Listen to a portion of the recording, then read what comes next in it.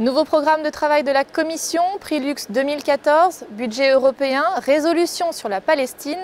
Nos eurodéputés n'auront pas beaucoup eu le temps cette année de déambuler sur le marché de Noël de Strasbourg. À l'ordre du jour de cette dernière session plénière de l'année, également la préparation du Conseil européen des 18 et 19 décembre qui doit valider le plan d'investissement de Jean-Claude Juncker. Un nouveau plan qui donne de l'espoir à certains, mais qui provoque également de nombreuses critiques. C'est ce que nous verrons dans le premier volet de notre émission. Dans une seconde partie, nous reviendrons sur les conséquences concrètes de ce plan en France et quels sont les projets qui pourraient être concernés. Enfin, pour finir, un tout autre sujet, mais également d'actualité, l'eurodéputé Charles Goerens reviendra sur les enjeux de l'année européenne du développement qui démarre dans moins de 3 semaines. Toute l'Europe en débat, c'est tout de suite en présence de nos deux invités.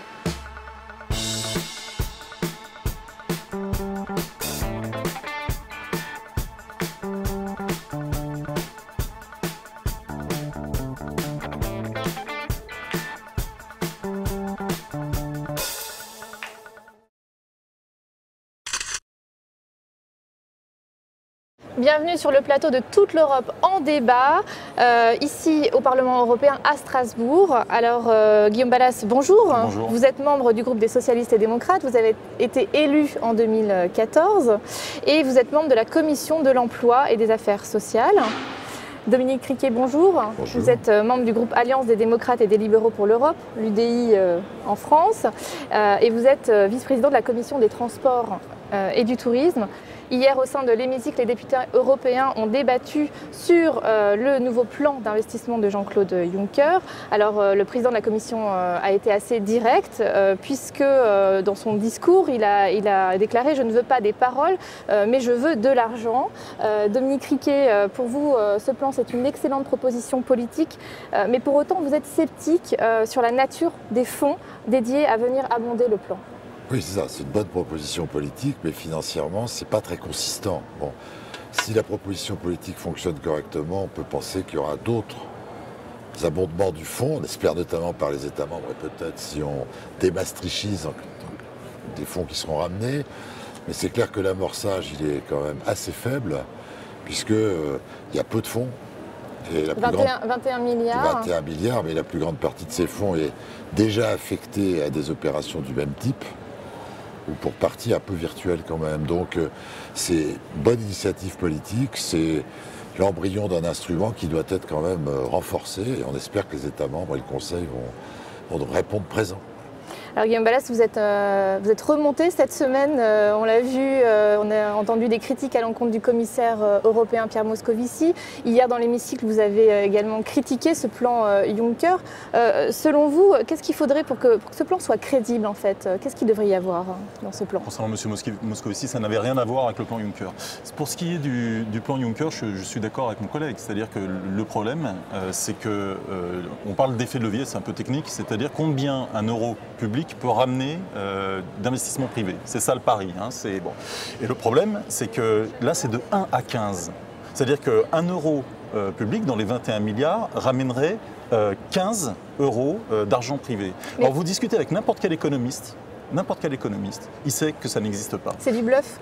C'est-à-dire que surtout, je crois, le problème de Juncker, c'est qu'il veut vraiment ce plan, ça, je pense que c'est réel, il se bat pour ce plan, mais le problème, c'est qu'il n'a pas encore l'appui aujourd'hui des États, notamment, pour faire en sorte que ça puisse fonctionner. Et de ce point de vue-là, les États doivent être responsables. On ne peut pas à la fois réclamer un investissement public européen fort et en même temps ne pas faire en sorte que cet investissement public puisse exister, notamment à travers le budget européen.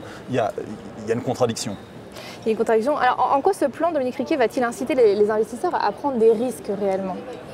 Alors, le principe, c'est que vous garantissez la partie risquée du projet. En disant, si ce projet d'investissement, mettons une autoroute, un pont ou un réseau électrique, comporte une part d'incertitude et de risque, et souvent dans ce type d'investissement, il y en a, cette part-là, c'est l'argent public qui garantira ce risque en quelque sorte. Alors, on peut discuter de l'effet de levier, qui est en plus là à double détente. Absolument. Donc c'est un peu une discussion technique, mais l'effet de levier prévu est plutôt fort. Je partage le sentiment, c'est pas irréaliste mais fort. Mais en réalité, vous garantissez la part du risque du projet de manière à sécuriser les fonds privés qui viendront pour la réalisation de ce projet. Ce qui fait qu'effectivement, quelle est la part de risque? Combien il faut risquer d'argent public, mais ce n'est pas obligatoirement perdu. Mais il faut risquer pour garantir suffisamment de sécurité aux fonds privés.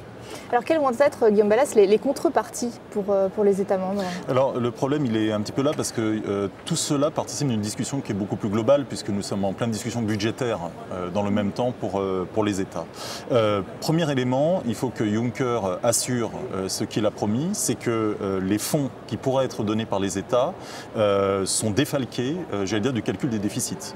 Ça c'est très important parce qu'autrement les États ne donneront pas. Et donc si on veut un abondement de la part des États, c'est la priorité. Et puis il y a un deuxième élément qui pourrait paraître, j'allais dire, extérieur et qui est très important, c'est ce qu'on appelle la flexibilité budgétaire, c'est-à-dire autoriser dans la période les États à ne pas tout à fait respecter, ou du moins qu'il y ait une souplesse par rapport aux 3% de déficit demandé. Pourquoi? Parce que n'oublions pas une chose, c'est que tous les plans qui vont être présentés, tous les investissements qui vont être présentés vont demander des cofinancements. Et si jamais les États ne peuvent pas cofinancer ou que ça leur coûte trop et que notamment Bruxelles leur dit « ah ben non, vous ne pouvez pas parce qu'autrement vous allez accroître votre déficit », ça va menacer un certain nombre de projets. Donc ces deux leviers sont extrêmement importants. On va voir ce qui va en être puisque Juncker a promis sur la flexibilité de s'exprimer et de faire des propositions dès début janvier. Alors justement, les projets en France, on va en parler dans une deuxième partie.